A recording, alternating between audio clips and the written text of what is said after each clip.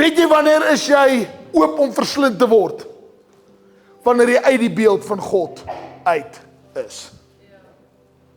Hy kan jou nie verslind as jy weet wie in Christus is nie.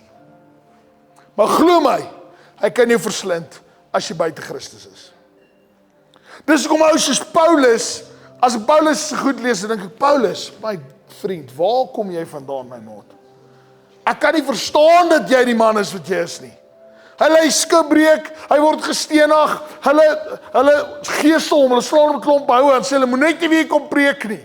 Imagine, iemand word met 'n ons slaan nie met 'n sambok half dood. En sê moenie weer na Godly Season toe gaan nie. My maat, jy het nie dit nodig nie, jy het net nodig iemand om jou verskeef uit te kyk, hoef jy nie te gaan nie. Laat iemand my net uitkyk, kan jy nou sien. Ek gaan nie weer terug na die kerk, jy gesoek kyk die mense my. Hy word half doodgeslaan, weet jy wat doen hy? Hy gaan weer terug na presies dieselfde plek. En hy sê, hier moet ek die evangelie verkondig, hoekom?